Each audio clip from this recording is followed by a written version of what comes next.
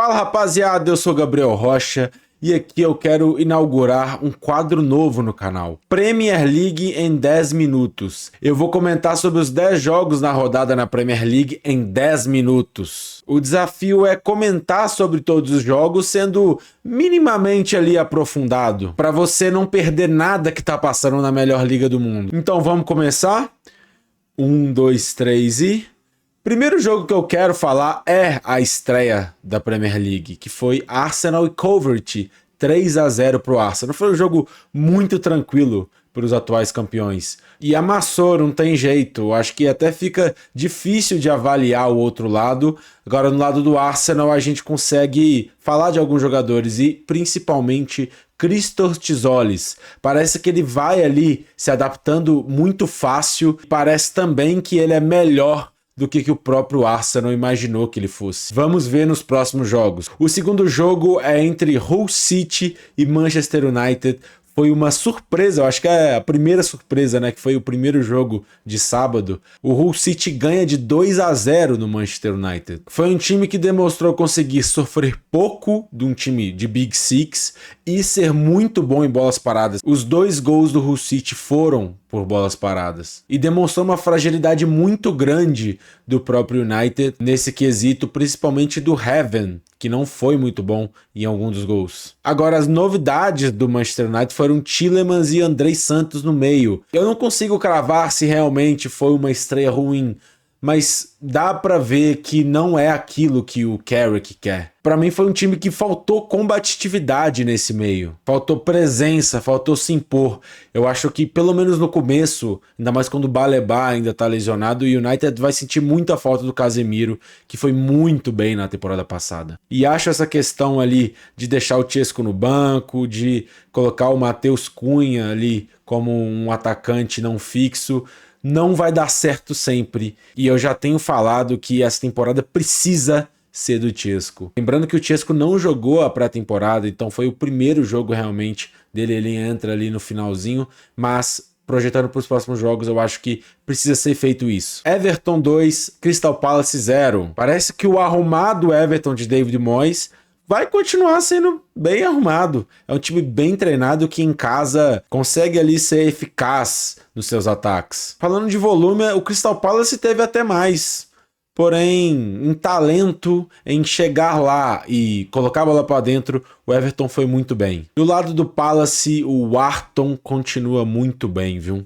Quero ainda entender como que vai jogar esse Crystal Palace do Pierre Sage, não sei como fala o nome dele, mas é o treinador que vem de um ótimo trabalho no Lens. Ipswich 2, Sunderland 1. Parece que vai ser muito difícil jogar contra o Ipswich lá no Portman Road. É um time que com pouca posse consegue criar em transição. O Gary O'Neill é conhecido nas últimas temporadas como um treinador que faz times cascudos.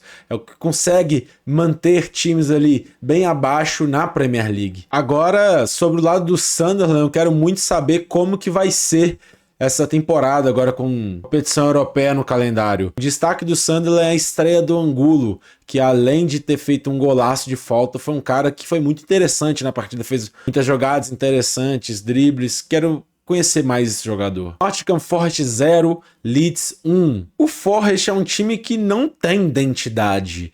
E o Oliver Glasner, ele vem ali com uma formação que ele foi muito bem ali no Crystal Palace, com 3 zagueiros, 2 alas. Vai ser, acho que complicado no começo, né? Isso até dá um certo medo se realmente vai durar esse trabalho, porque o Marinakis não precisa de muito para demitir um treinador, mas eu vi esse Forest com muita falta de criatividade. Vi muito pouco do Ndiaye, muito pouco do Gibbs White. Consegui ver o Igor Jesus tentar alguma coisa, mas ele sai muito da área. Eu gosto muito dele, mas não fez muita coisa. E o Leeds mandou no jogo, foi muito bem. Acho que eles poderiam ter feito um gol ali muito mais cedo no jogo, mas, né, as coisas aconteceram ali e só fez um gol aos 88 minutos com um gol de falta dele, do Stott. Não é o primeiro gol de falta dele, nem vai ser o último. É um cara que é o principal batedor de faltas aí do Leeds, e ele realmente é muito bom nisso, conseguiu vencer a barreira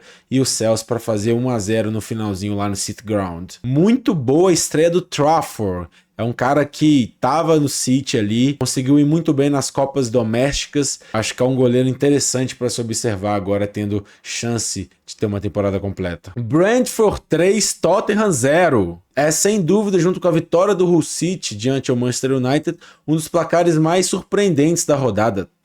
Cara, foi 3-0, mas foi um massacre. Poderia ter sido muito mais. Cara, gols ali com muita facilidade, tabelinha fácil. Colocaram os caras na roda, velho. Pô, mas sinceramente, olha que a escalação que o Tottenham colocou nessa partida.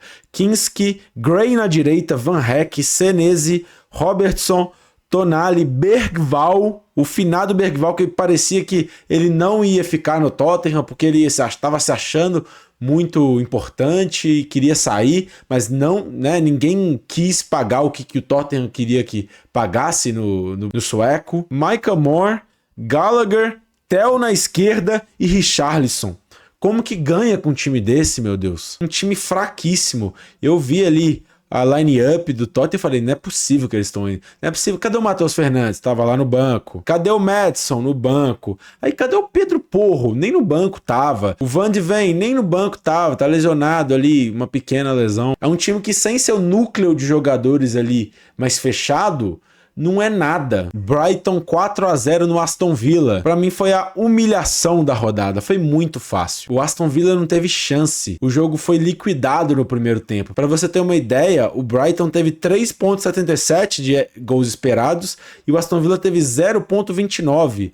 Ridículo. Se o Aston Villa não fazia a reposição dos jogadores que saíram, pode esquecer. E eu quero fazer um destaque, só que negativo. João Gomes, eu acho que uma das piores, assim, se não a pior estreia da história de um time na Premier League. Além de ter entregado um gol ali que não fez nenhum sentido, ele só foi mole, soft, deixou o cara roubar a bola dele, sendo o último homem. Ele ainda conseguiu dar um chilique ali sem bola e foi expulso por agressão, então vai ficar múltiplos jogos sem jogar. E um destaque pro Brighton, Hinshelwood, que fez 2 gols e que foi muito bom, muito assertivo dentro da área. Foram 2 chutes muito bem colocados por ele. E eu acho ele interessante porque é um jogador que começou a carreira na lateral direita, ele foi ali dando um passo para frente e terminou a temporada passada muito bem. Quero ver se ele vai continuar essas atuações durante a temporada. Manchester City 2, Bournemouth 1. O City dominava o jogo ali em posse,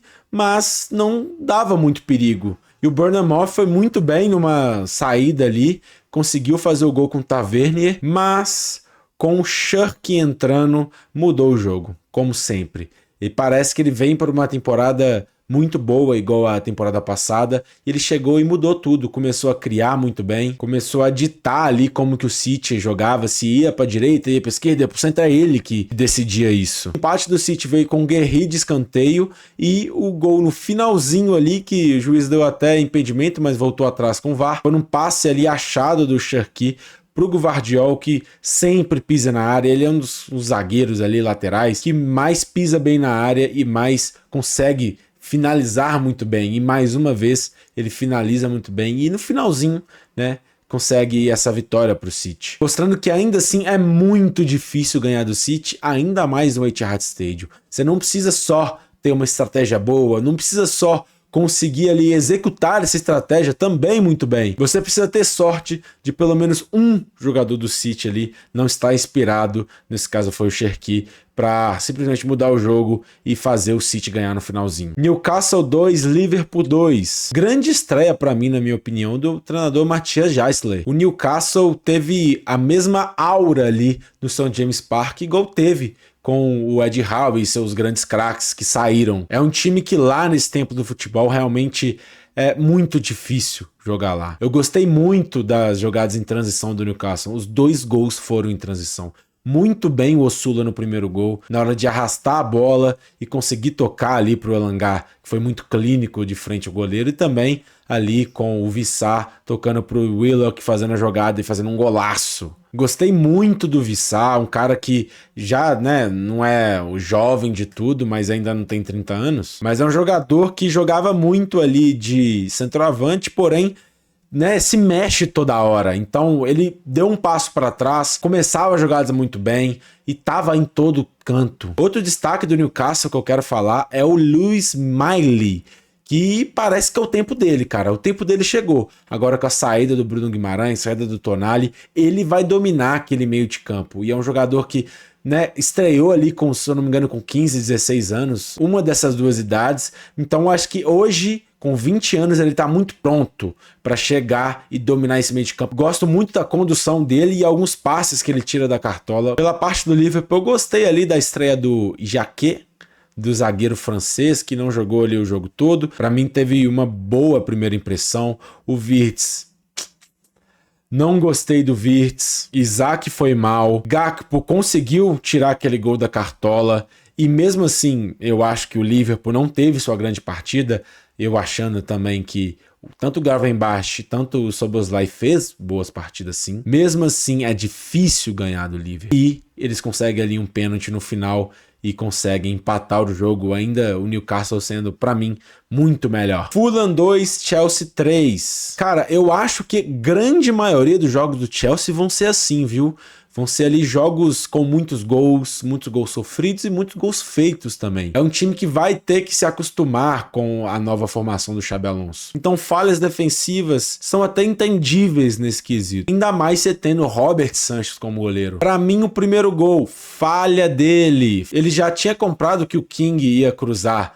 Aí ele falou lá, não, o goleiro tá mal posicionado, eu vou chutar. Chutou. E nem foi tão no canto assim. E foi gol. Showtime do Chelsea. Os 3 jogadores de ataque fizeram gol. João Pedro, que foi bem no comecinho ali, o Palmer e o Rodgers. Eu gostei muito da atuação do Palmer. Me lembrou aquele Palmer na primeira temporada dele no Chelsea, onde ele conseguia, além de fazer os gols dele, ele dominava ali as ações, ele pegava muito na bola, ele decidia o que aconteceria no ataque do Chelsea. Coisa que ele perdeu um pouco na temporada passada. E o Fulham do Arbeloa foi difícil avaliar agora, mas parece que é um time que não é bobo. Então é isso, galera. Lembrando aqui que não é sobre, né, se eu conseguir fazer realmente em 10 minutos. É tentar falar o mais rápido possível e minimamente aprofundado ali, para vocês terem pelo menos a mínima noção ali do que aconteceu nos 10 jogos. Se você gostou do vídeo, dá um like, se inscreva no canal